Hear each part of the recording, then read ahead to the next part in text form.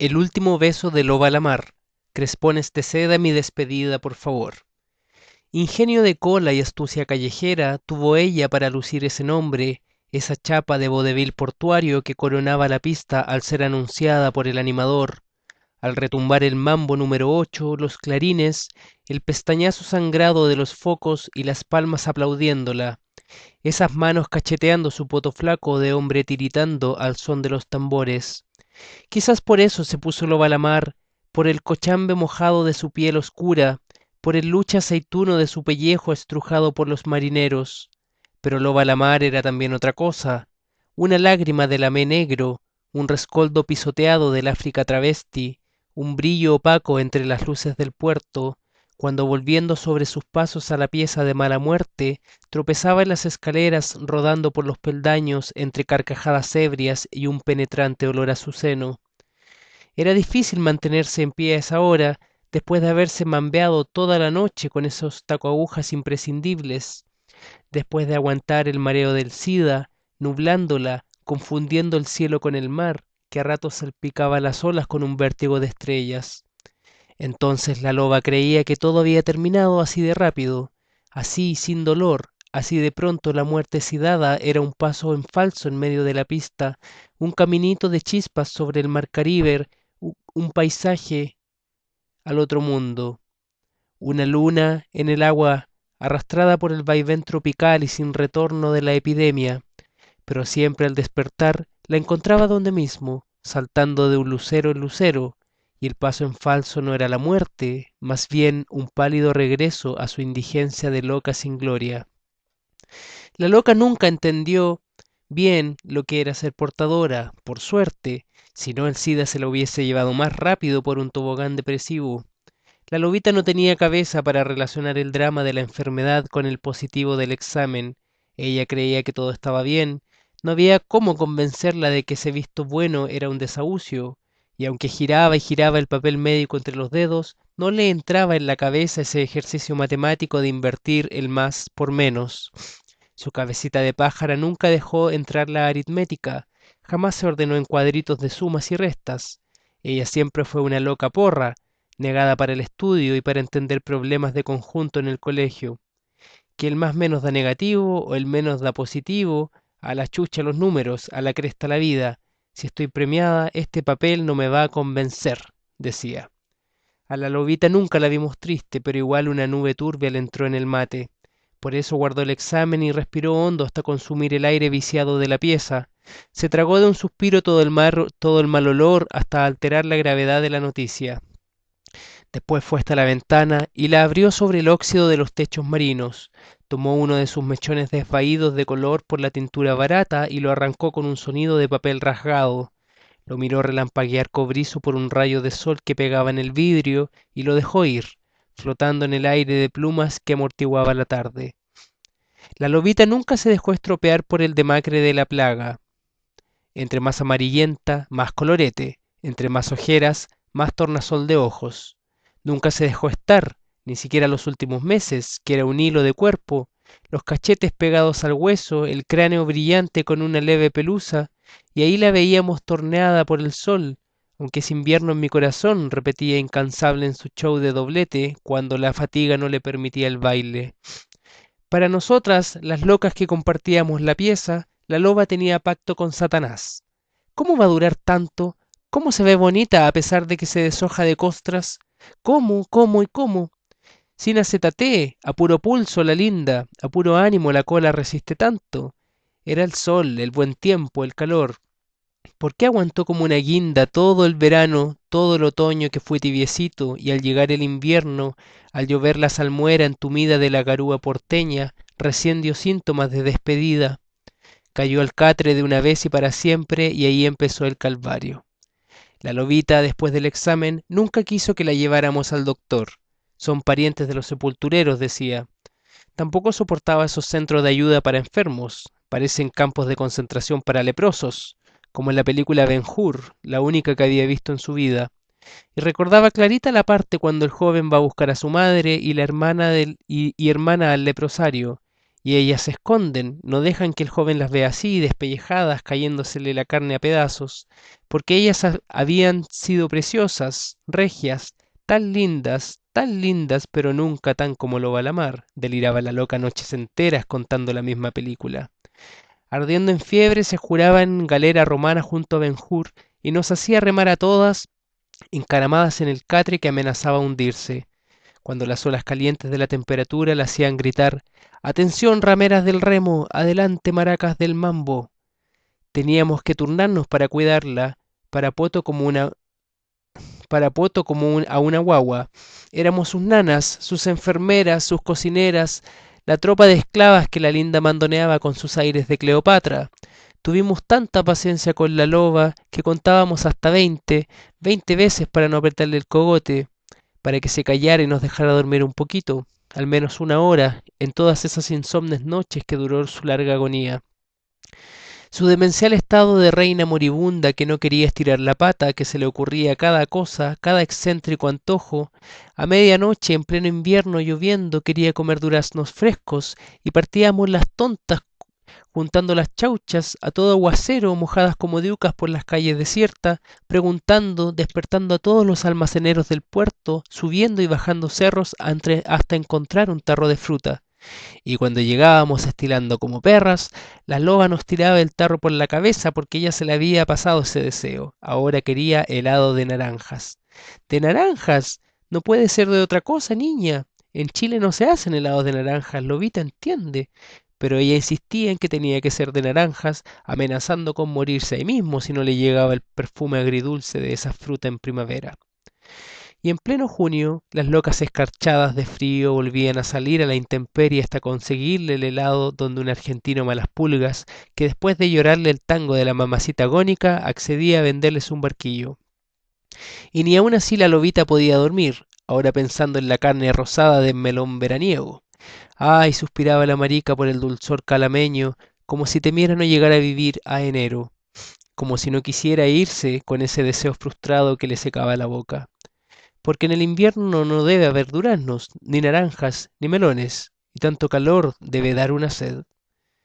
¡Ay, esclavas de Egipto! ¡Tráiganme melones, uvas y papayas! Deliraba la pobrecita, despertando a toda la casa de pensión con sus gritos de embarazada real, como si la enfermedad en su holocausto se hubiera convertido en preñez de luto, invirtiendo muerte por vida, agonía por gestación. El SIDA para la loba trastornada se había transformado en promesa de vida, imaginándose portadora de un bebé incubado en su ano por el semen fatal de ese amor perdido, ese príncipe de Judea llamado Menjur, que le había plantado la fruta una noche de galera romana y después, al alba, se había marchado dejándola preñada de naufragio. Así, noche tras noche, la oíamos llamarlo y tratábamos de complacerla en sus antojos de loba parturienta, porque después le dio por preparar el ajuar del príncipe que iba a dar a luz. Nos puso a todas a tejer chales y gorritos y chalequitos y botines para su nene. Nos hacía cantarle canciones de cuna y mecerla, abanicándola con plumas como si en verdad fuéramos esclavas de Nefertiti en gestación. En algún minuto, agotada de cansancio, nos lograba meter su película convenciéndonos tanto que todas llegamos a creer que se produciría el alumbramiento. Por eso las locas atinaban a levantarse a todo frío, estornudando, escuchándole sus fantasías de psiquiátrico, sus últimos devaneos, su vocecita estrangulada por la tos cada vez más apagada, pero siempre dando alaridos de órdenes. Todavía altanera, abría la boca como un hipopótamo del Nilo y se quedaba muda con su mandato faraónico de par en par. Y nosotras allí sentadas esperando, tapando los espejos para que la loba no regresara a buscar su imagen, rogando, pidiendo, suplicando que llegara pronto el avión de ninguna parte, enjugándole el sudor, rezando avemarías y rosarios colas como música de fondo, todas allí más pálidas y temblorosas que la misma lobita, esperando el minuto, el segundo que partiera la loca y se acabara el suplicio. Toda la noche, mirándole su cara, que en realidad se puso hermosa, como una azucena negra, la piel de seda relampagueó en ese abismo. Como un cisne de oscuro nácar, su cuello drapeado se dobló como una cinta. Entonces por la ventana abierta entró un chiflón como témpano de tumba. La loba quiso decir algo, llamar a alguien, modular un aullido en el gesto tenso de sus labios. Abrió los ojos desorbitados tratando de llevarse esa foto postal del mundo. Todas la vimos aletear con desespero para no ser tragada por la sombra. Todas sentimos ese hielo que nos dejó tiesas sin poder hacer nada, sin poder dejar de mirar a la lobita que quedó dura con las fauces tan abiertas sin poder sacar el grito. Nos quedamos como tontas asomadas al zaguán de su boca, tan abiertas como un abismo, tan abiertas como un pozo negro, donde apenas asomaba su lengua parlotera. Su boca sin fondo, su boca paralizada en la A gigante de esa ópera silenciosa, su bella boca descerrajada como un túnel, como una alcantarilla que se había llevado a la lobita en las aguas cochinas de ese remolino siniestro. Y entonces recién reaccionamos, recién corrimos al borde de esa zanja gritándole para adentro: «No te mueras, lobita linda, no nos dejes, preciosa». Sollozábamos asomadas a su garganta, metiendo las manos en esa oscuridad para agarrarla del pelo en su caída, todas juntas haciendo fuerzas para alcanzarla, para tirarla de regreso a la vida, tomándole las manos, friccionándole los pies, zamarreándola, abrazándola, cubriéndola de besos. Los colas lloraban, los colas se reían neuróticos, los colas traían agua, empujándose sin saber qué hacer ni cómo atender a esa visita tan inoportuna de la señora Muerte. Y en ese río de llantos vimos partir a nuestra amiga en el avión del SIDA que se la llevó al cielo boquiabierta. No puede irse así la pobrecita, dijeron las locas ya más tranquilas. No puede quedar con ese hocico de rana hambrienta, ella tan divina, tan preocupada del gesto y de la pose. Loba la mar debe permanecer en el recuerdo, diva por siempre. Hay que hacer algo. Traigan un pañuelo para cerrarle la boca antes que se agarrote. Un pañuelo bien grande que alcance para subirle el mentón y amarrarlo en la cabeza. Amarillo no, tonta, porque es desprecio. A lunares tampoco, porque parece mosca pop. Y la lobita nunca se lo hubiera puesto. Verde menos, porque odiaba a los pacos. Celeste jamás, es de guagua prematura. A ver, a ver ese de gasa azulina con hilos dorados. Ese mismo que estáis escondiendo, maricón cagado, con tu amiga muerta. Este sí le queda regio y alcanza a sujetarle las mandíbulas antes que se ponga tiesa. Anudado en la frente, por favor, no, que esas puntas se ven como orejas de conejo y parece Bugs Bunny, la pobrecita. Tampoco le dejen la rosa en el cuello como si fuera una campesina rusa o Heidi. Más bien al costado, aquí como cerca de la oreja, como lo usaba la Lola Flores, la faraona que a ella le gustaba tanto. Bien apretado el nudo, aunque le cruja la jeta, para dejársela bien cerrada por lo menos una hora hasta que cuaje y se endurezca. Pero al cabo de una hora, mientras las locas bañaban el cadáver con leche y almidones de reina babilónica, mientras se embetunaban el cuerpo con cera depilatoria hirviendo para dejarlo tan lampiño como una teta de monja, al tiempo que una le hacía la manicure pegándole caracoles y conchitas y moluscos como uñas postizas, otra le acerruchaba los juanetes y callos descamándole el piñén calcáreo de las patas. Porque usted, mijita, era como Cristo, que caminaba sobre el mar sin tocar el agua. Usted, pochocha, no era tan negra, era floja la cochinilla que le hacía asco al jabón y solo sabía pintar si se perfumaba encima de la mugre, decían las locas escobiando con cloro la lobita, que se fue poniendo rígida a medida que le depilaban las cejas y le encrespaban las pestañas con una cuchara caliente. Entonces le sacaron la marra de la cara para maquillarla y felices se dieron cuenta que la presión del pañuelo en la barbilla le había cerrado la boca tan hermética como una cripta. Pero al tensarse el músculo facial, los labios apretados de la loba comenzaron a dibujar la macabra risa post-mortem. «¡Ay, no!», gritó una de las locas, «mi amiga no puede quedar así, con esa mueca de vampiro. Hay que hacer algo. Traigan toallas calientes para ablandarla. Casi hirviendo, total la pobrecita ya no siente». Pero al calor de los trapos el nervio maxilar se encrespó como un resorte y los labios de la loba se entreabrieron en una carcajada siniestra. «Parece que lo hace a propósito la chistosa», refunfuñó la tora, una loca maciza que había sido luchadora en su juventud. «Déjenmela a mí». Y todas nos quedamos mudas porque cuando la tora se enojaba era cosa seria. Solo atinamos a sugerirle que no lo hiciera que lo hiciera con cariño. «Fíjate, niña, que la lobita está en enclenque». «No se preocupen», dijo la tora bufando, «a mí no me la va a ganar». Entonces la vimos desaparecer y volvió enfundada en su traje de lucha libre, con la capa escarlata y la máscara de diablo que le había valido el título de Luzbel, la llama invencible. Luego la tora de unos cuantos saltos hizo un par de tiburones y nos pidió que la aplaudiéramos. Y en medio de esa algarabía de plaza andaluza, la tora se puso seria. Cortó los gritos con un ch de silencio para concentrarse. No volaba una mosca cuando se arrodilló a los pies de la cama y se persignó ritualmente como lo hacía antes de iniciar el combate.